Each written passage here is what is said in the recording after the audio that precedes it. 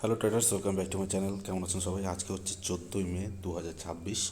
তো আজকে আমি যেই ট্রেডগুলো প্ল্যান করেছিলাম ইন্টারডেতে, তো সেগুলো আমি আপনাদের সঙ্গে ডিসকাশন করব। তার মধ্যে একটা ট্রেডে প্ল্যান এক্সিকিউট হয়েছিল, বাকিগুলোতে প্ল্যান এক্সিকিউট হয়নি। তো আমি আপনাদেরকে একটা একটা করে দেখাবো। তো সবার প্রথমে দেখুন JSW steel, Hindalco, Hind copper এবং আরেকটা যেটা আছে সেটা হচ্ছে আপনার অয়েল। এই চারটে স্টকের উপর আমি আজকে প্ল্যান করেছিলাম। তার মধ্যে অনলি হিন্দ কপারে আমার এন্ট্রি ট্রিগার হয়েছে, কিন্তু সেখানে কিন্তু আমাকে আজকে টার্গেট দেয়নি। ঠিক আছে, তো লাস্ট কদিন ধরে মার্কেটের মধ্যে একটা আনসার্টেনিটি দেখা দিচ্ছে, তো সেই জন্য টার্গেট সেরকমভাবে হিট হচ্ছে না, অলমোস্ট সাইডওয়েজ হয়ে যাচ্ছে এবং সেখানে কোনো মোমেন্টাম দেখা যাচ্ছে না। ঠিক আছে, তো সবার প্রথমে আমি হিন্দ কপারে যাবো এবং হিন্দ কপারে গিয়ে আমি আপনাদেরকে দেখাবো যে ট্রেডটা আমি কীভাবে প্ল্যান করেছি। তো হিন্দ কপারের চার্টটা আমি ওপেন করব। তো এখানে দেখুন, এটা হচ্ছে হিন্দ কপারের 15 মিনিট চার্ট।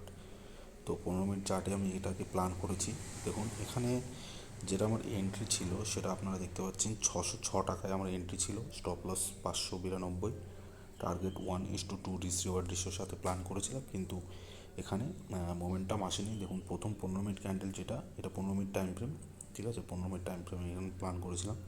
ফিবোনাকির সাহায্যে 0.61861% এন্ট্রি করেছি এবং স্টপ লস অলমোস্ট প্রিভিয়াস যে লোটা আছে সেই লোয়ের নিচে আমি প্ল্যান করেছি। ঠিক আছে, তো এখান থেকে আপনারা দেখতে পাচ্ছেন প্রাইস কিন্তু এন্ট্রি দিয়ে এখানে কমপ্লিটলি সাইডওয়েজ হয়ে গেছে। তো এখানে কোনো প্রফিটও হয়নি, লসও হয়নি। তো অলমোস্ট আমার যে এন্ট্রি পয়েন্ট, সেই এন্ট্রি পয়েন্টেই ঘোরাফেরা করেছে। তো তো আপনারা দেখলেন এটা হচ্ছে হিন্দ কপার। হিন্দ কপারে কোনো কিছু টার্গেট আজকে হিট হয়নি। সেকেন্ড যেটা প্ল্যান করেছিলাম সেটা হচ্ছে জেএসডব্লিউ স্টিল।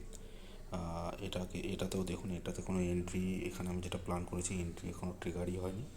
এটা ক্যাপ আপ দিয়েছিল, তো সেক্ষেত্রে এটাও সাইডওয়েজ হয়ে গেছে। আমার যে এন্ট্রি পয়েন্টের একদম কাছাকাছি এখানে এন্ট্রি না দিয়ে উপরের দিকে বেরিয়ে গেছে, তারপর অলমোস্ট সাইডওয়েজ। ঠিক আছে, হিন্দালকো প্ল্যান করেছি।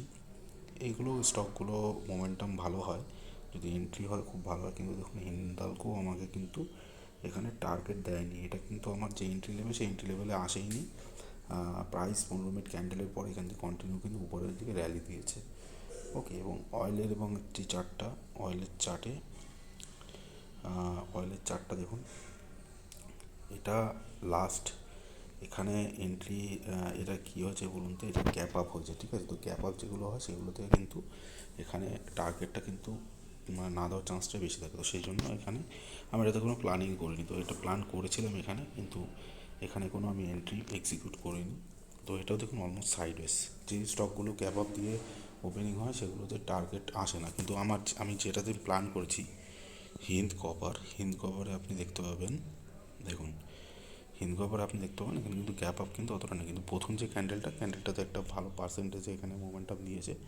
তো এখান থেকে ভেবেছিলাম এখান থেকে একটা রিট্রেসমেন্ট এসে একটা বাউন্স ব্যাক দেবে, কিন্তু নর্মালি যেটা হয়ে থাকে স্ট্র্যাটেজির উপর, কিন্তু এখানে কিন্তু কোনো কিছু হয়নি। ঠিক আছে, তো ওভারঅল আজকে আমার যেটা ইন্ট্রাডেতে প্ল্যান করেছি সেটা টোটালি জিরো, আজকে কোনো কিছু হয়নি। তো এটাই হচ্ছে 14ই মে আমার আজকে ইন্ট্রাডে প্ল্যান। তো দেখি কালকে কী হয়, যদি কিছু প্ল্যান করি সেটা অবশ্যই আপনাদের সঙ্গে শেয়ার করব। দেখা হচ্ছে পরের ভিডিওতে।